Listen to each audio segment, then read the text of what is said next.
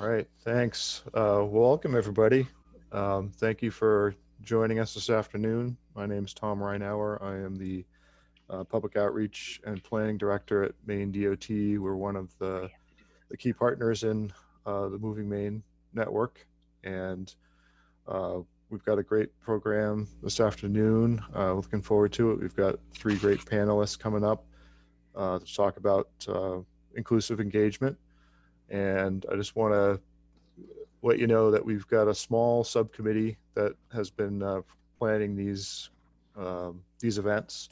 It's myself, Kathleen Arabez. We've got Perry Ann Carpenter, and also from my shop, we've got technical assistance from Haley Jaramillo, and also Zoe and has been helping from GP Cog, and also Heather Drake, who's helping out under contract with the Moving Maine network. So hopefully you'll enjoy today, and I'm going to hand it over to either Zoe or Haley. Is Haley going to do kind of a technical logistics, or is that you, Zoe? Should ask that before. Uh, Sorry. that's okay. I'm going to jump in with the logistics. Okay. Thank you, Thanks. Tom. And I would just add that we know there are folks who are interested in getting involved with the peer learning and professional development work group. And so we'll be sending out a notice to join the first meeting in January. Um, and if you haven't already expressed interest, please do let us know, and you can feel free to put that into the chat today. Um, so just a couple pieces of housekeeping for today. We are recording, and so the session will be available on the movingmaine.org webpage after today.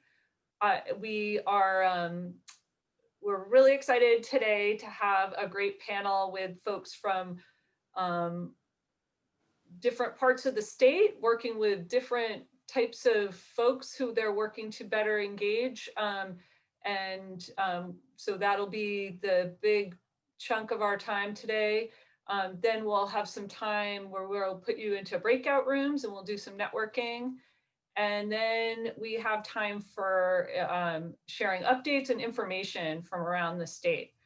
So before we get started, I just wanted to say that we will be sending out the recording to folks after the meeting.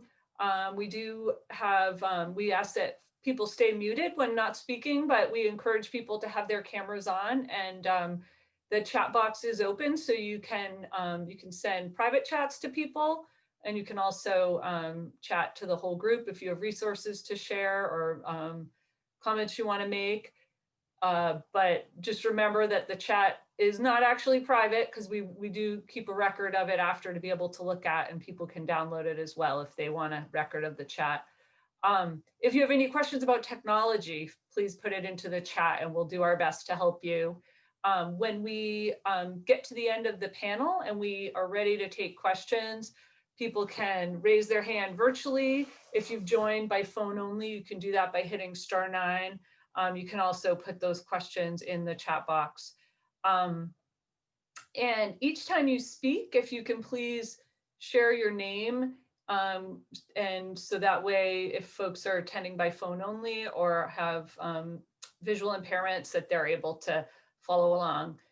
So I'm going to stop the screen. Oh no, actually, sorry. I'm going to share just a couple of quick updates about Moving Maine before we jump into our panel. Sorry about that. So for folks who are new to the group, we are a statewide multi-sector mobility management network for all of Maine. And our focus is to support peer learning and professional development. And one of the pieces that we're planning to do going forward is to have an annual statewide meeting of partners that may happen virtually in 2021, and hopefully in person in the future. We also are facilitating the development and support for regional mobility management groups. And we know some of them are already out there and some are yet to be created. And so that's a part of what we want to do, so that no matter where you live in Maine, there's a group that you can tap into to work on local and regional solutions. We also want to convene stakeholders to spur innovation, to support new technologies, and to inform funding and policy changes. We believe that when we do these things, which are a lot of it is about building this social capital and like this relational infrastructure, but I think that what we're going for are these longer term outcomes where we want there to be a robust and active network of regional mobility management programs. We want to see state and local policies that are identified and adopted to improve transportation across the board and improve efficiency. We want to enable transportation providers in Maine to coordinate and share technology. And we want Maine to have an ongoing process for monitoring transportation and quality of life. So, I mean, we're really able to say, you know, how well are we doing with supporting people to have opportunity, to have good health, to have a good quality of life through our transportation investments. So currently we have a steering committee that includes a number of different organizations and individuals from those organizations.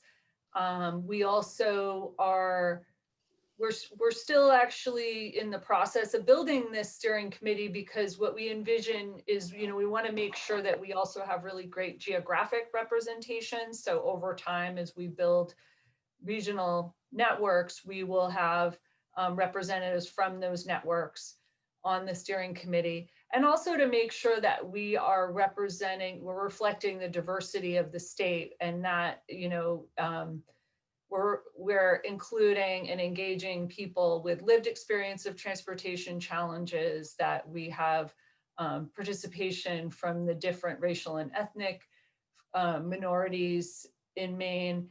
And we know we're not quite there yet, and we're looking, you know, we're looking to make that happen, and really we're looking for your help with it. So, you know, by being here today, you really, you know, you're becoming part of the network. We hope to have people involved on many different levels.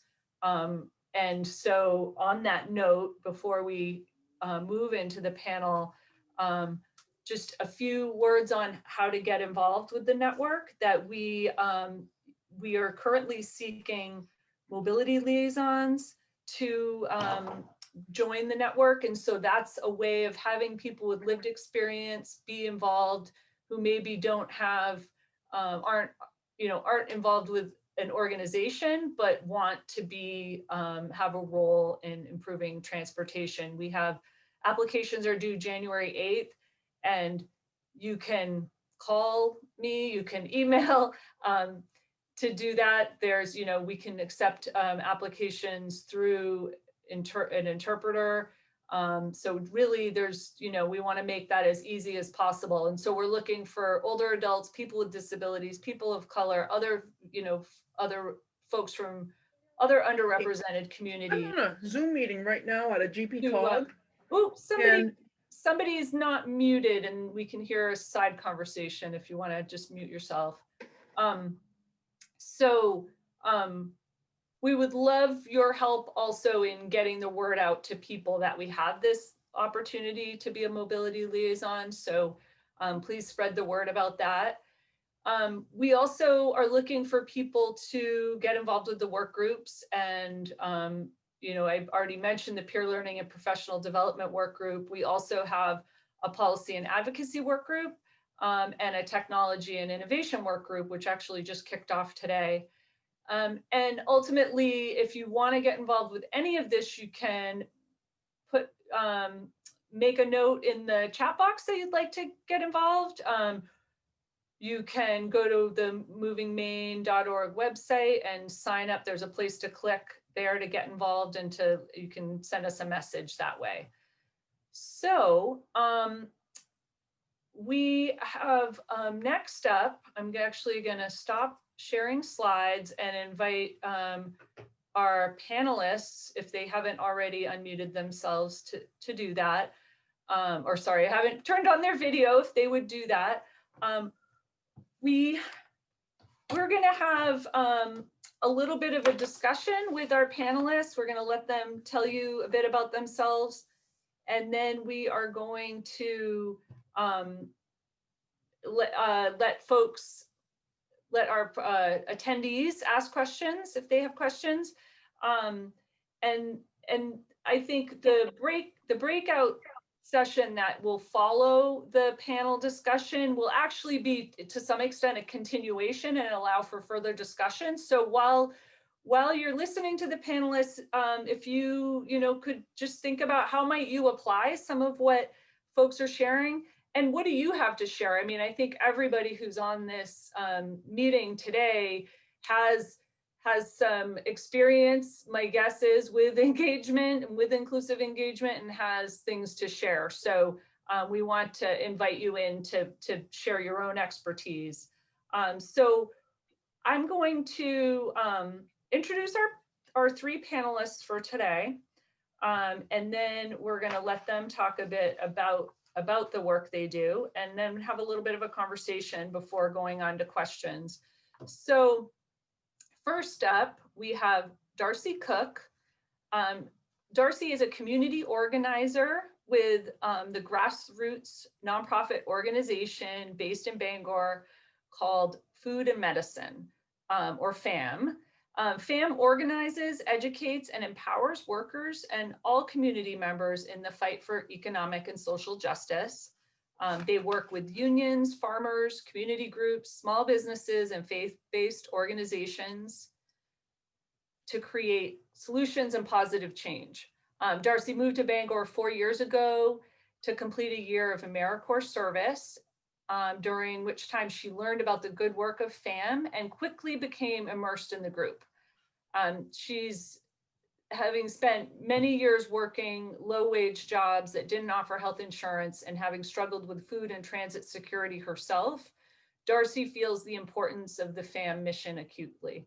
And she just recently joined the Moving Maine Steering Committee, and she's honored to be here today. So thank you so much, Darcy. Our second panelist is Charlie Martin-Berry. Charlie's the director of the Community Caring Collaborative, CCC, a partnership of over 50 organizations dedicated to expanding resources and opportunities that improve lives in Washington County. Charlie has participated in CCC as a community partner from 2008 to 2012, when she was the coordinator and lead teacher for Passages, a high school diploma program for young parents. She joined the staff in 2012 and became director in 2016. And since 2012, Charlie has supported the design, implementation, and funding efforts for Family Futures Down East, a 2-generation education and workforce opportunity for families in Washington County.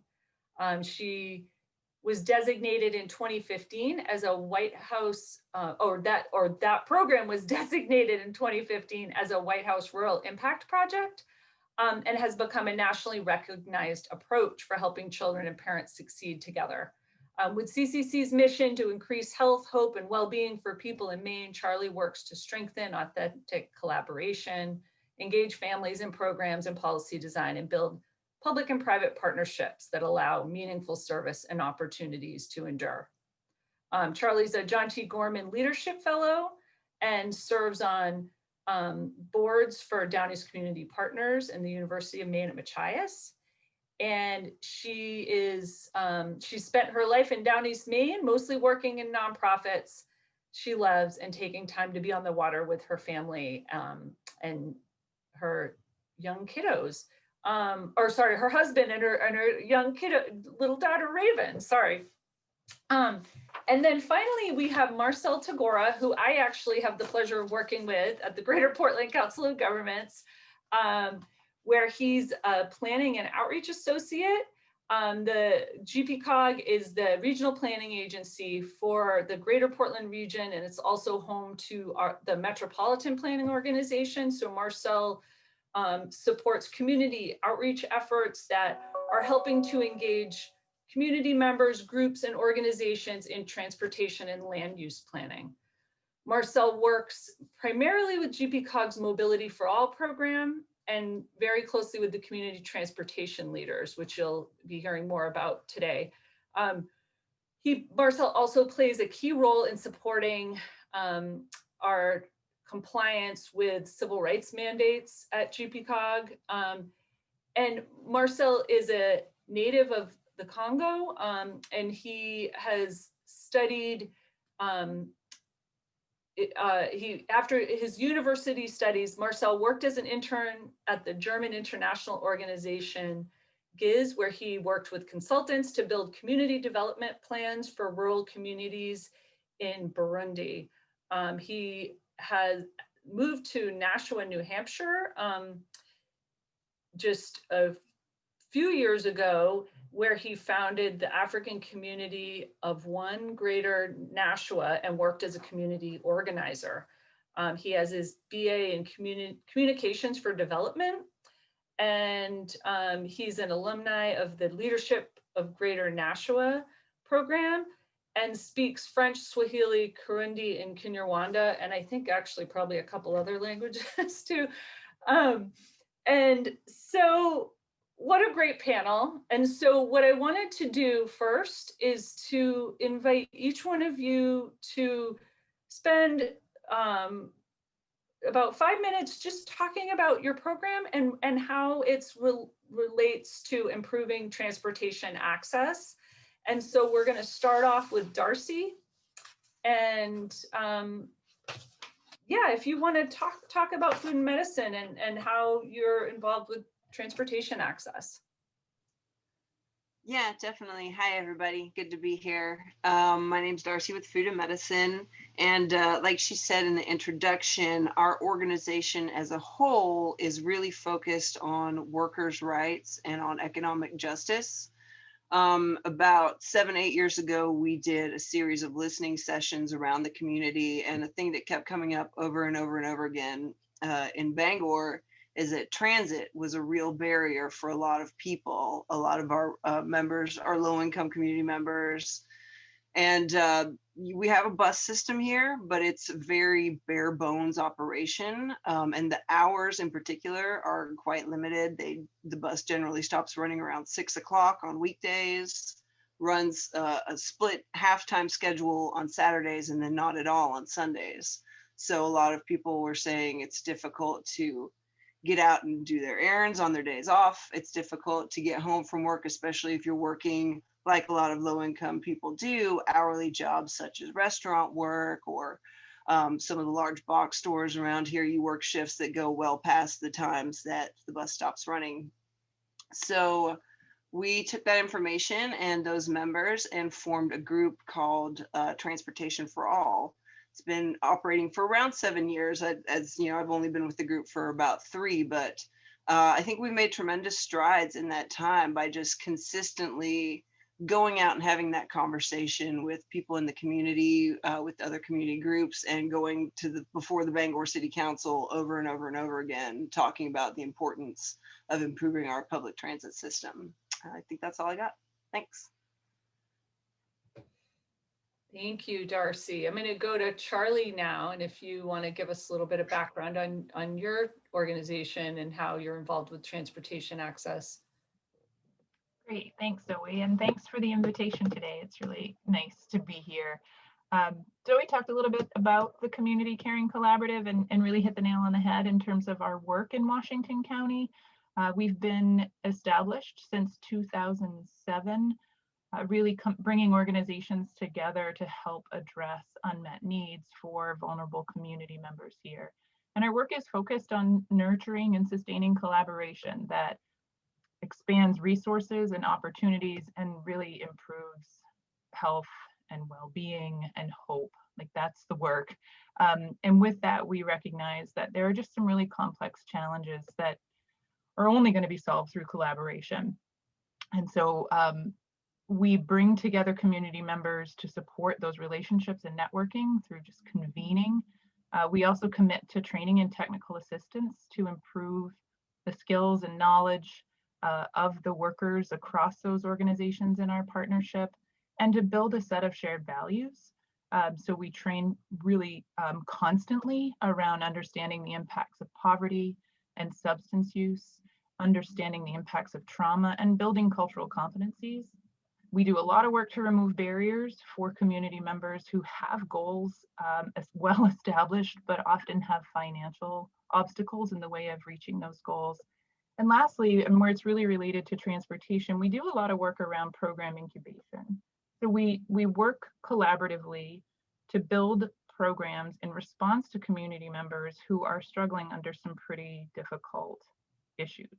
They're complex and co-occurring challenges often, and the way the CCC helps to address those is to really listen to the community members who are impacted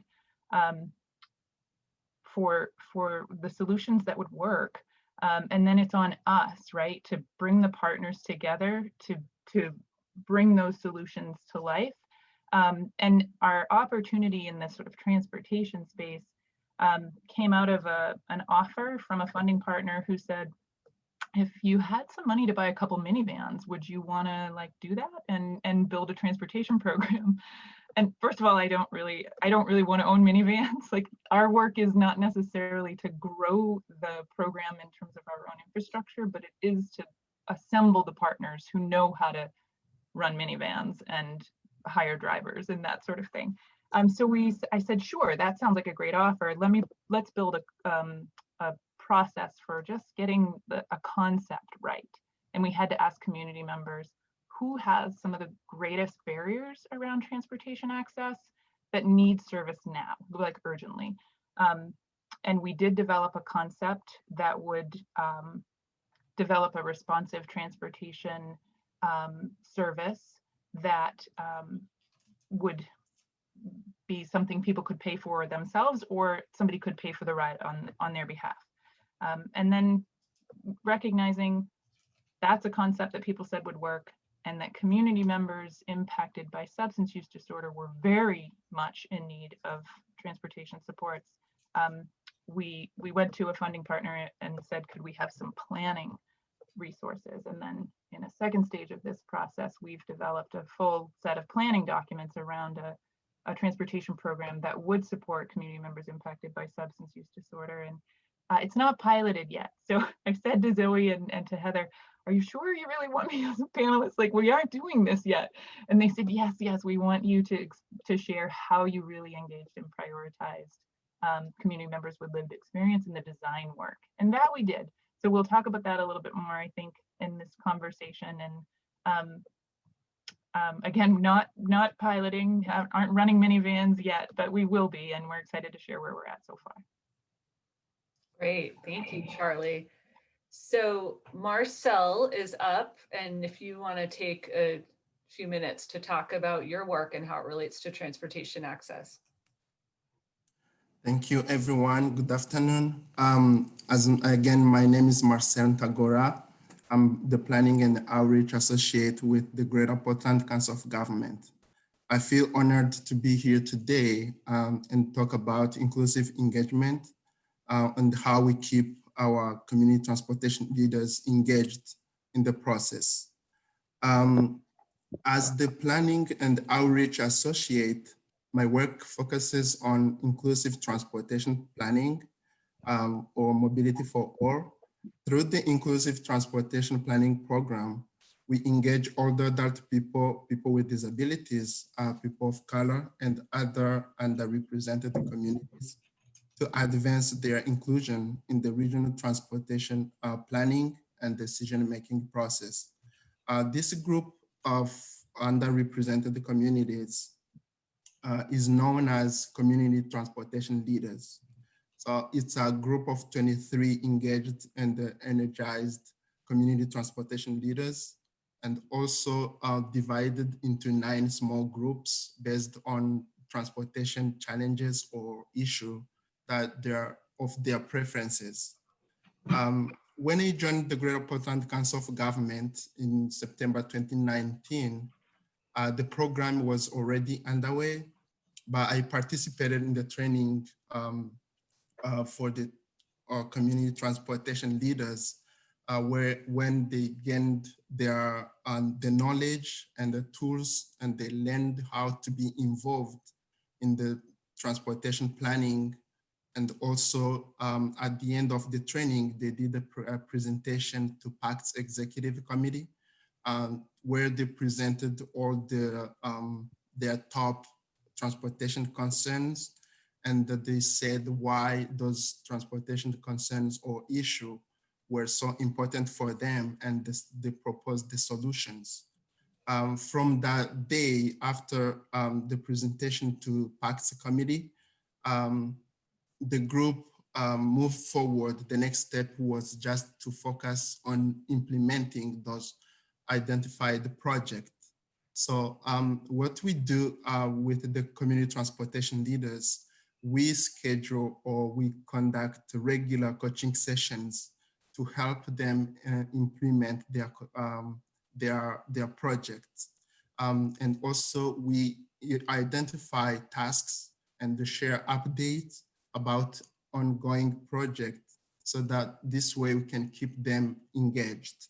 And also we adapt our communication method to their needs or abilities or learning styles or comfort level, depending on what we want to work on with them. And then this way we keep them engaged. We also try to lower all the barriers as possible to make sure they are fully engaged. We work closely with this group of underrepresented communities to support them, but we make sure they own their project. That's how we make them, we help them to be independent. It's good to mention this, that everything that is being done, it's a part of a larger effort of Greater Portland Council of Government and the Portland Area Comprehensive Transportation System Pact, to advance the inclusion of underrepresented communities in the decision-making program. So the overall goals of the program is just, we focus on helping or supporting community transportation leaders to gain the knowledge and the tools needed for a meaningful participation in the transportation planning decision-making. We also help them, we provide a peer-to-peer network to assist them in act towards achieving their goals.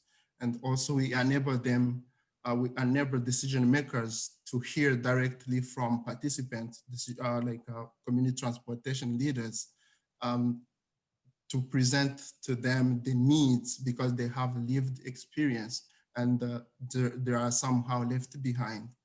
And also they work as a gateway to participation in transportation system.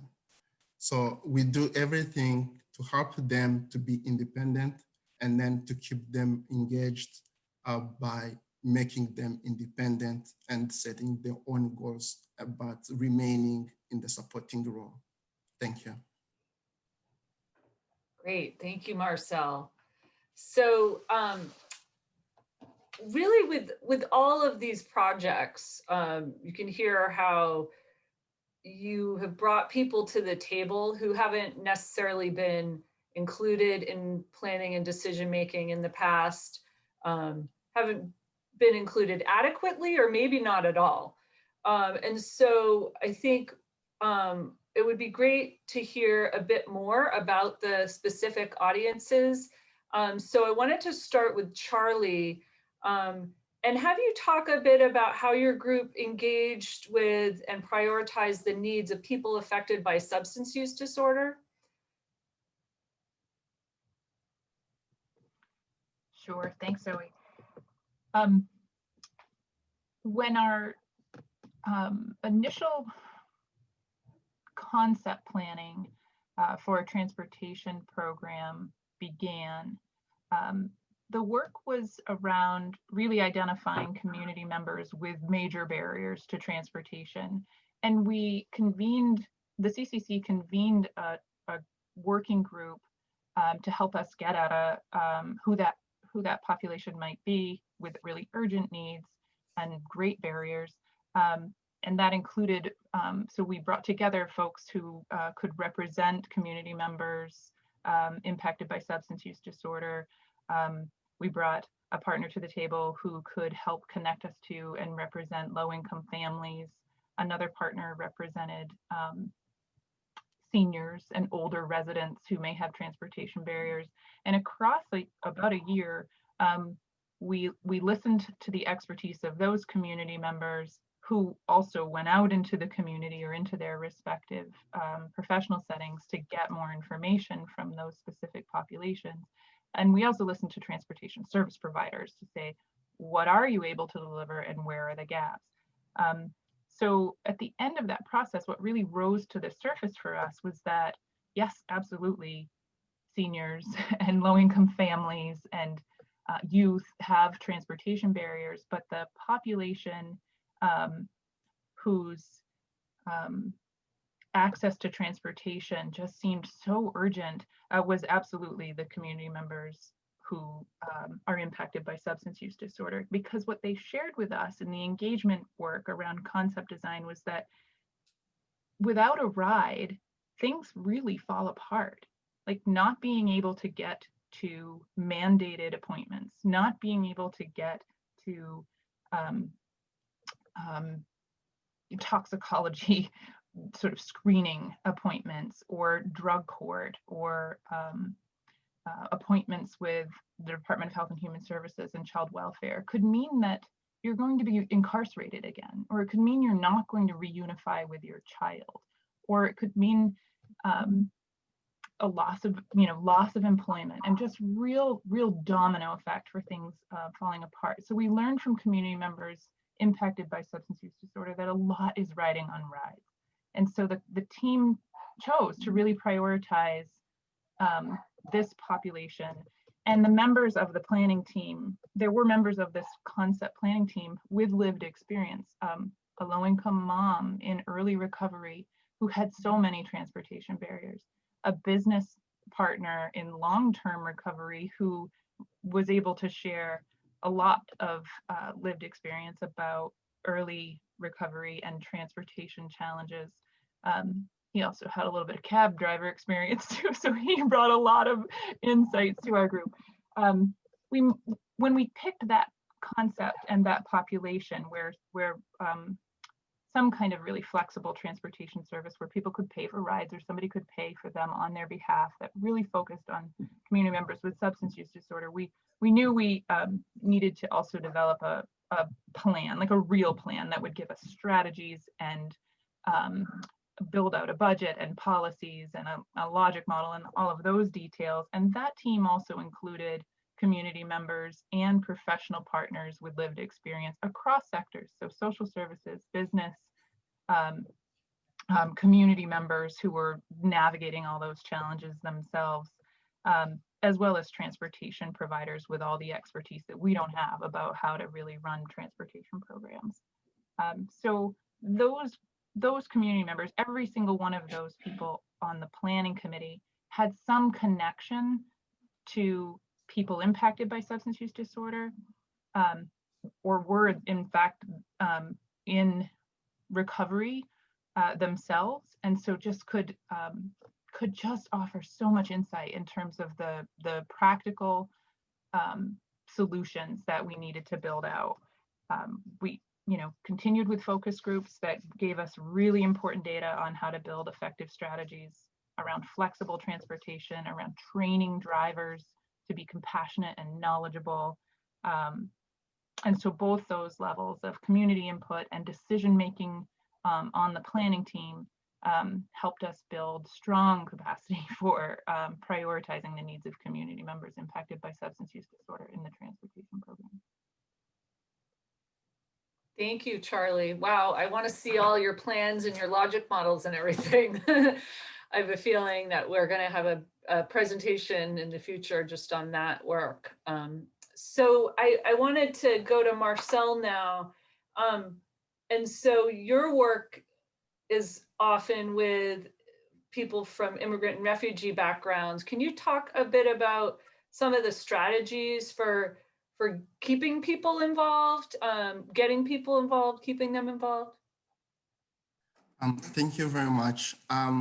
Engaging, for me, I take engagement as a process of involving community members in a conversation that bears decisions that can affect or in which they are interested. These decisions that are being made affect people. So when we do the engagement, I always keep in mind that everyone is different, and also I focus on inclusion and equitable participation. The people that we engage, they have history that is, they haven't been engaged in their countries. So we start by building partnership, because when we understand that everyone is different, then we see that they have different perspectives, different life experience, and different education. So we build partnership and we keep our communication alive. Sometimes people, we focus on keeping communication alive, connecting even when we don't want to engage, so that we can build this trust. Because when we have trust, that's when we are able to talk to people, not as someone, a known person, but as a partner. And also we focus on knowing our audience. When we engage this specific category of people, underrepresented people, that's when we know how to tailor and adjust our methods of communication to them, because when we know our audience. So we have a diverse group that we engage because they have different abilities. That's why we tailor our method of communication to their needs. We use text messages. We use WhatsApp. We use emails, because some people don't even use emails. But we use these tools because we know them, and then we use them, this communication method, to keep them engaged, to keep connecting. Sometimes people may tend to engage when they want something, but when you always talk to people and show them that you can even check on them, ask them how they are doing, this is something that builds trust. And also, we always go offer extra support. When we talk to people, we understand them, and then they see that we are willing to help, even when they feel like there are something that they are not able to do. We are there to provide support. We provide, for instance, when people are trying to use Zoom, they don't have they don't have computer or laptops to join the meetings. So we provide the calling number, and also we always keep providing, offering support when needed.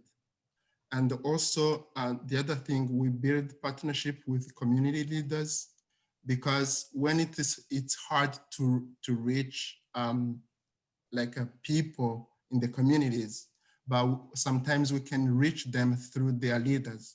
When we build connection and a good relationship with different community leaders, we can reach those people from their leaders, because when you are trusted by their leaders, then you get trusted too by the public that you are willing to reach.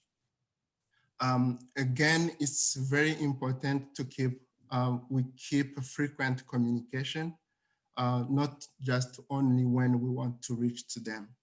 Another thing that I saw that is important is that having a bilingual staff, if you are a company or if you are an organization, and having a bilingual staff, it's also a good thing to use, to leverage, because I saw that my presence to the Greater Portland Council of Government, was like, it helped the Greater Portland Council government to reach like immigrant communities, people who are hard to reach. And through me, when they see a person, I came in the US as a refugee, and then I understand what it means not to be involved or included in a given activity that is going on, or any project, or when you are left behind.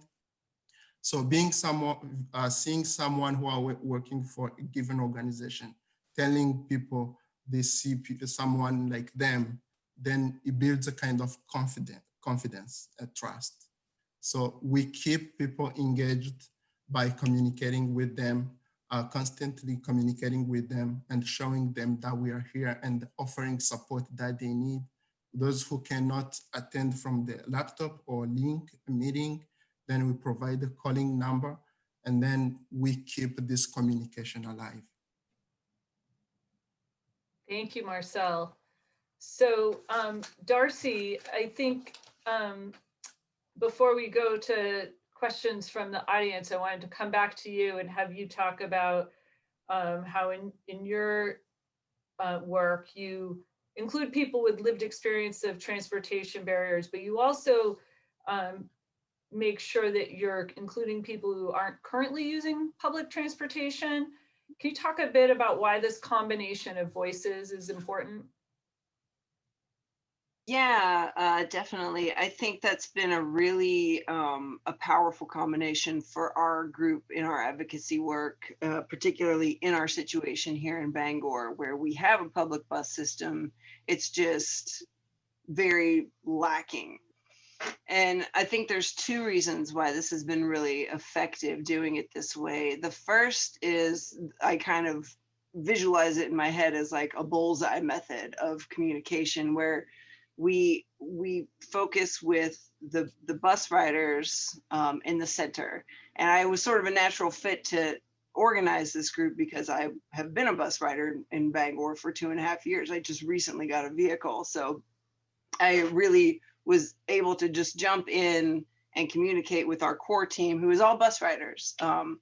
And you know, these are the people that really know the logistics of day in, day out riding the bus, and what the difficulties are and where the places for really good improvement are. So those are the people at the very center that you have saying, yes, you know, I work a night job so I can get to my job, but I can't get home from work without shelling out money for a cab or an Uber or walking or bumming rides. You know, I can't run my errands on Sunday because everything's closed. Yeah, I can't, I'm in school, but I can't attend any night classes because I don't have a reliable transportation to get to and from the classes. So those voices are front and center. But then if we include the people outside of that bullseye in the sphere, like the employer who has multiple staff members who rely on the bus to get to and from work, or, you know, one of our members is a UMA Bangor professor, and she's spoken several times about how many students she has that are missing out on learning opportunities because they don't have adequate transportation, and how frustrating that is for her and for them. And she doesn't have a good solution to offer them, you know? And, you know, the list goes on. Faith leaders who have congregation members who can't attend services on Sundays. And so when you kind of step back and look at the people outside of the bus riders, I think you really get a much richer picture of how intertwined public transit really is in our whole community, and how much it affects not just the bus riders, but the people in their sphere, the people that rely on them. And I find it to be really empowering because it creates more of a reciprocity. We're seeing not just like, oh, these people are transit dependent, but we're all dependent on these transit dependent people as well.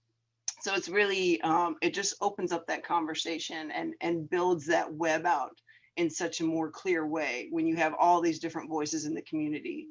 So that's one reason. But the other reason is really a much more practical one, which is that these decisions always come down to money. In the end, it's like, what are we going? We have this limited pool of money.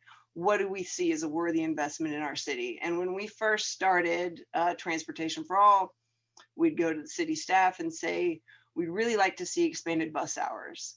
And they would say, the ridership is not really high enough to justify investing in expanded hours.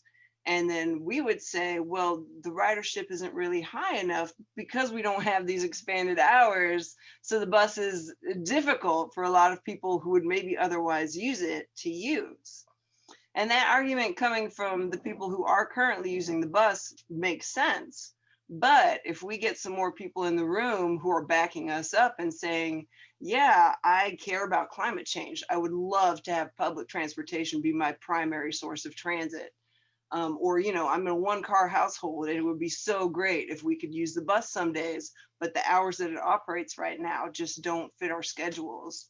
When you get those people joining in on the conversation, it really sort of helps bolster our argument that the public transportation system is a really worthy investment for our city.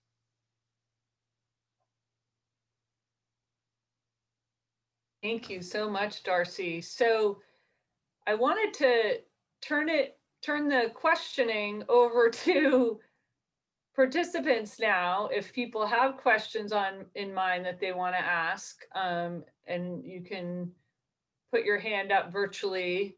And I want to, anybody have a question coming to mind that they want to throw out there? Okay, everybody's being shy, but Brendan, go ahead. Thanks, Zoe. So I had a question for Charlie, and Charlie, maybe you said this and I didn't catch it in my notes. Did you say that how long did you say the assessment process was to kind of get a feel for what the transportation network looked like in your neck of the woods? So the two-part sort of concept design and assessment process, it took us like 9 to 12 months. And this is a while back. This is pre-pandemic. This is a while back where we spent a good, the winter listening to both transportation providers and community members with transportation barriers. And that took a chunk of time. The planning process took us another 9 months where we really got into the nitty-gritty to build solutions based on the input from that assessment and concept development work.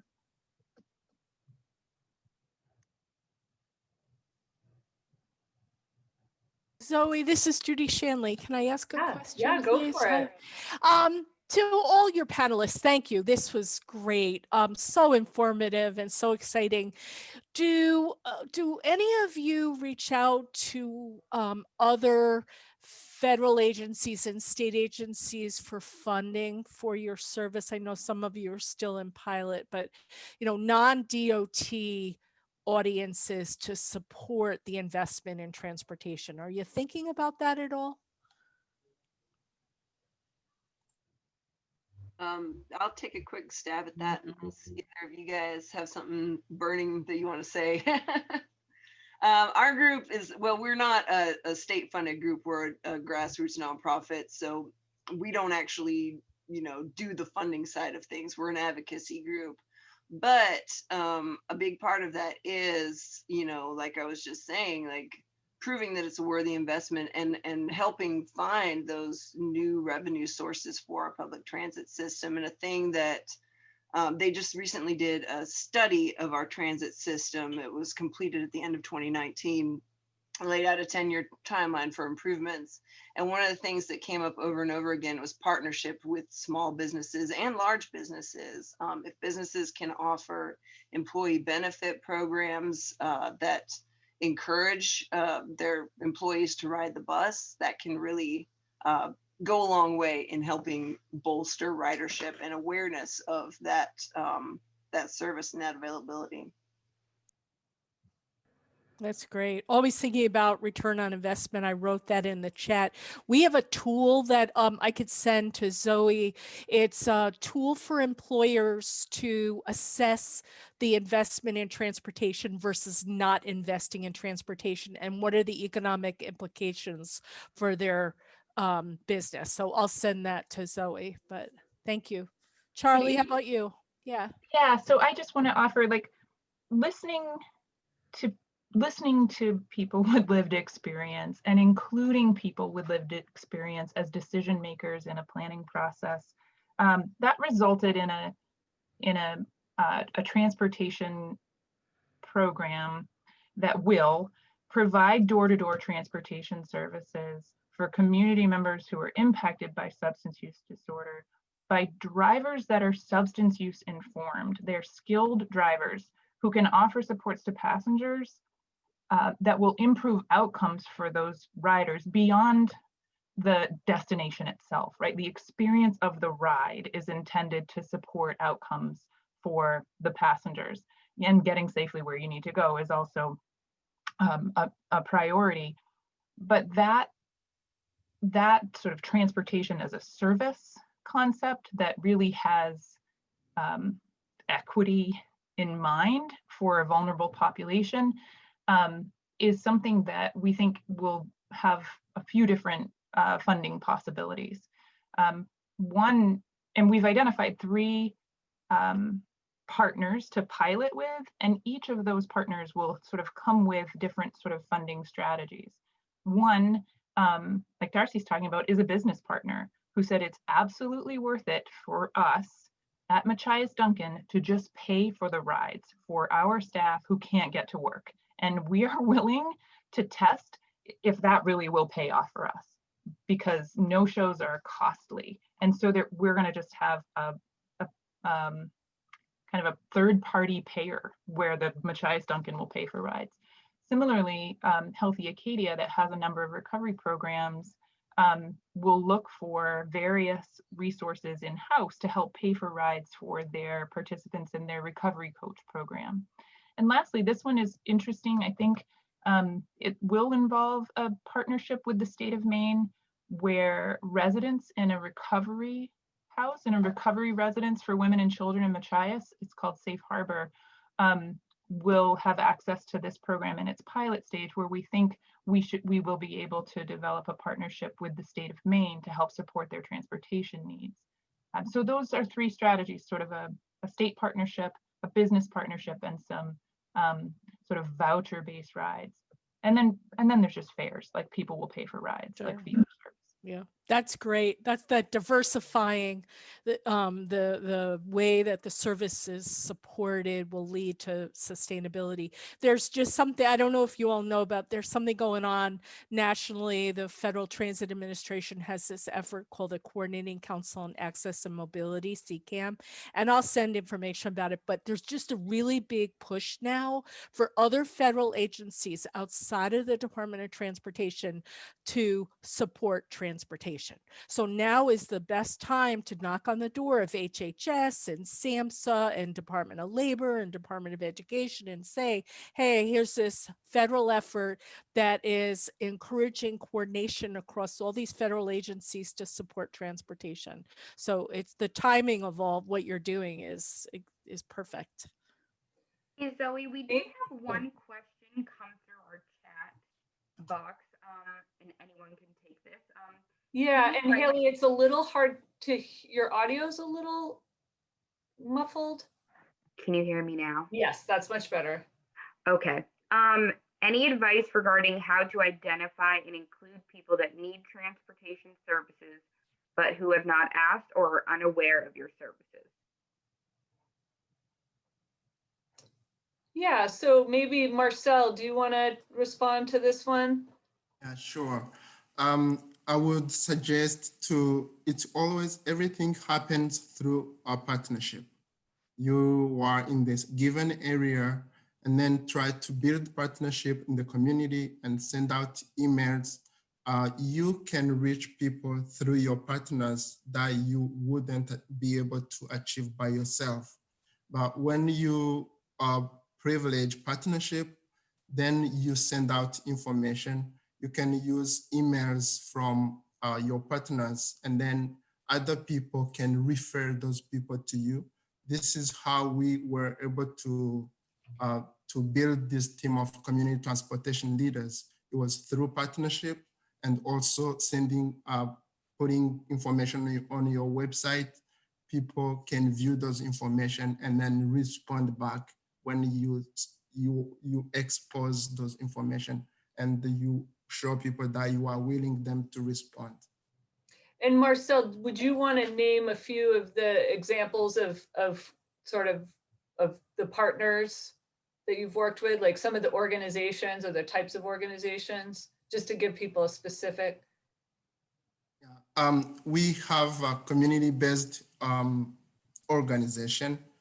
Those are communities. We have Congolese communities, and we have Rwandan community. We have Welcome Immigrant Center.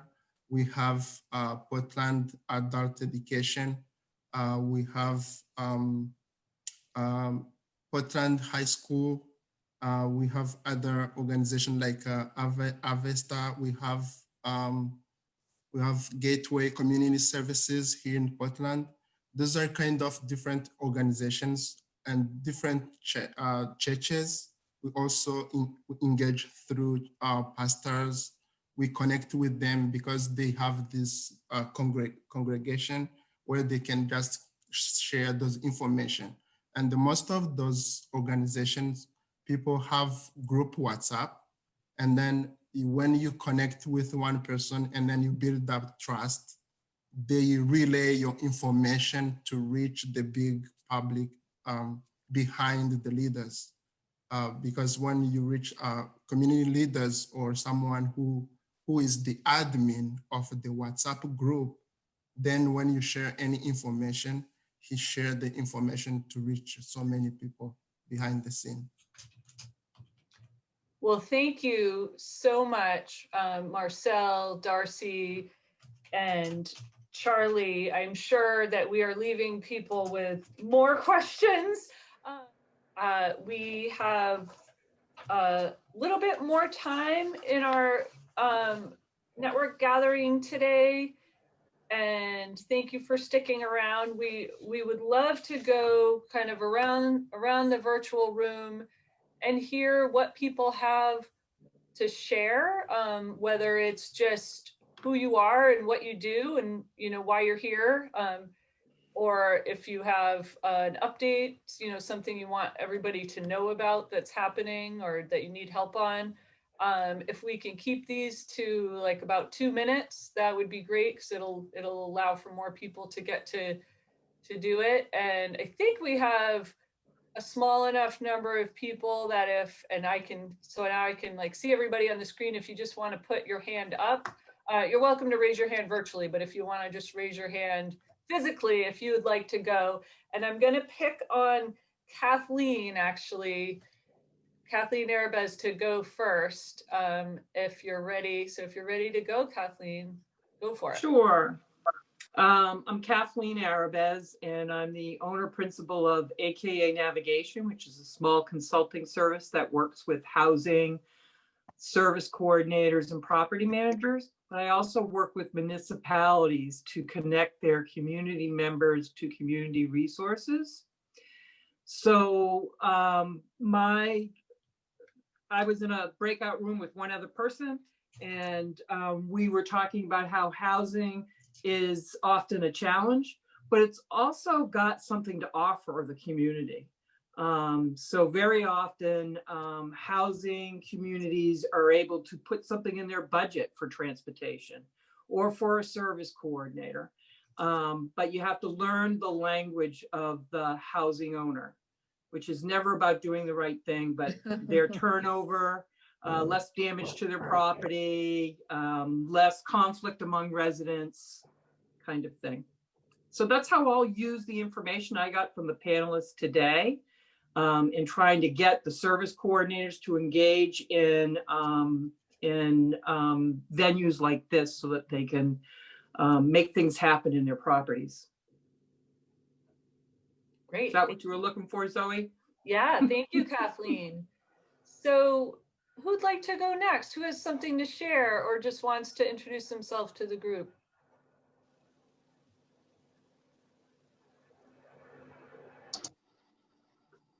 Connie, go for it. I'll go, Zoe. I am Connie Reed, and I'm a transportation planner in Brewer, Maine with Bangor Area Comprehensive Transportation System. And I am very happy to see Darcy Cook on here because when the call went out for new membership, I called Zoe and I said, I'm not sure if this is what you're looking for, but I know somebody up here that I think would be perfect. And she said, oh, Darcy's already on the list. So thank you very much for presenting today, all our presenters, and everything you do for advocating for transit. Thank you, Connie. Other info folks want to share? Oh, Sue, go ahead. Okay, I thought this was really wonderful today. And what I wrote down first that I think is going to be my major takeaway is the idea that without rides, things fall apart. I mean, that was just really powerful. Then the idea of transportation is a service, and this service needs to be built upon the needs of the community. So the dialogue has to be developed with the community, and the community needs to be listened to. Those are really four awesome things. Great. So thank and you.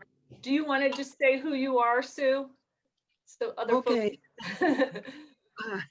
I'm Sue Henderson. I'm from South Portland. I'm on the city council, and I'm also working with Age Friendly South Portland and AARP. We're an AARP city, and we focused on the needs of the senior citizens in our city and those who don't drive anymore. But I can see this as much bigger than that, you know. I think this applies to our homeless population, that we plop them in a motel or something and then assume that they have to figure out how to get everywhere themselves. You know, I mean, this is a very reality insightful based workshop. So thank you. Thank you, Sue. Who else would like to go? Sarah. Hi. No, I'm not on mute. Hi, I'm Sarah Devlin. I'm the executive director at BAX. I work with Connie. And before I came to BAX, I actually worked with Zoe and Marcel in Portland. And I just want to just speak 1 second about the work that Zoe and Marcel did with the community transportation leaders, because I was fortunate enough to be part of that. And it was honestly probably a highlight of my career. I learned so much doing that work, and please tell all the leaders I said hi and I miss them. But if you haven't had an opportunity to look at that effort and look into what that that process was, I would highly encourage it, because as a transportation staff MPO, as I said in my great breakout room, one of the challenges and kind of missions that we have is that transportation can be really complicated. The funding can be complicated. That complication becomes a barrier for people to get involved because it can be very overwhelming, and it can almost seem like there's no point in it because it's too confusing. So one of the challenges and one of the things that I really hope to bring to the Bangor area is trying to break down some of those barriers so that people feel comfortable and confident in talking about their transportation needs. And I look forward to working with Darcy as well. I did get to meet her a little bit virtually a couple weeks ago, and I think she made a really excellent point that a lot of times we focus on existing users rather than trying to understand the barriers of why people aren't users when they could be. So trying to kind of understand what we can do as officials to encourage more use. So thank you again for this. This is really great. I miss you, Zoe. Thank you, Sarah. And I actually just I just put into the chat the link to where you can find the overview and the curriculum guide to community transportation leaders. We piloted it last year, and so we're still really learning. But I think that you know, it's a model that could be easily picked up and used in other places. And I'm sure Marcel, I could speak for Marcel and myself that we would love to support other folks to do it. I think I see, and actually speaking of community transportation leaders, I see Mary Kabongo has her hand up. I don't know, were you just waving to Sarah? Did you want to share with us? Yeah, I want to introduce myself. My name is Mireille Kabongo. I am a community transportation leader with the GPCOR. And last year we had the community transportation leaders training, and the goal was to make us be in the same group, in the same room with the decision maker. And then the group was very strong and inclusive. We had elder, person of disability, and people of color. In the end of the training, and we went in the same room with the decision maker, and we reached the goal. But that's that's that's mean that we have a chance to speak about ourselves, to speak about our berry, and this is a good opportunity for us. That's why I'm very glad to be here, and I want also to say thank you to everybody, because transportation here in Maine is a big issue. We need to fix it. Thank you so much. Thank you, Mireille. Yeah, Mireille does an amazing job of speaking out from the perspective of someone who uses paratransit, who has a lot of experience with, you know, just has lived experience, and then also is able to reach out to her peers and is really doing an amazing job. So thank you, Mireille, for all you're doing. Who else would like to share? Mary Ellen. Hi, I'm Mary Ellen Barnes. I work with Lincoln County Regional Planning Commission, and I'll just be brief, but I certainly thank everyone for presenting today. And I'll probably be catching up with Charlie because our county is a little smaller than Washington County.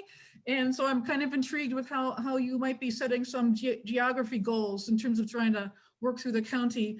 Right now, we don't have public transit besides Concord Trailways, thank you. So it's an issue that in the years that I've been here that we've circled back 2 or 3 times to try to create the capacity and the momentum for this. And Kathleen knows it pretty well, living in one end of the peninsula. So I'm just inspired by what I've learned today, and thank you. Thank you, Mary Ellen. Abby. Hi, everyone. My name is Abby Frucci. I'm the Substance Use Response Coordinator with Community Caring Collaborative. So I work closely with Charlie and have been working on this transportation design. And I just so appreciate all of the presenters today. I think an overarching theme has been around just the necessity to include lived experience in the voice of community members that are impacted by these transportation barriers, and also bridging that with those partners that are can have some movement in the decision making, whether it's the municipalities or our funding partners, but having those siloed community members that experience the barriers and then the decision makers over here. I think that's one of our biggest barriers in transportation services. So I just wanted to thank everyone, and also just a great opportunity to network and meet people working in transportation. My work is focused in substance use response. Transportation comes up over and over again as one of the primary barriers that those community members face. And so meeting all of you today and the work that you're doing across the state has just been great. So thank you. Well, thank you. Thank you for being here, Abby, and thank you for that kind of perfect plug for why we have this network forming, because we know that transportation impacts so many other sectors. And so our hope is really that we can make a table, you know, virtual table, real table eventually again, hopefully, but we can make a table for people to come around. We know there's so much amazing work going on all around the state. And so, you know, the idea is to create a space where people can share on that, share their resources. So we have time for probably one or two more folks if they want to share. Anybody want to? Sarah Cushman. Sorry, we have a couple Sarahs. Good name. Hi, everybody. Thank you so much for this, and thanks for carrying this work along. It's my first meeting, so it's like Gabby said, it's a really lovely opportunity to meet folks across the state and see friends across the state. And Darcy, I totally want to know where the transit study ended up. And the panel discussion about engagement, it's one of those things I told Zoe I was taking a walk with a neighborhood friend this summer, and I work for myself, but I also consult with Go Maine, the statewide commuter assistance program. And I walk and bike and take the bus and carpool in non-COVID times a lot. But I was taking a walk with a neighborhood friend who was all excited to show me her new second car because they were moving off the peninsula in Portland.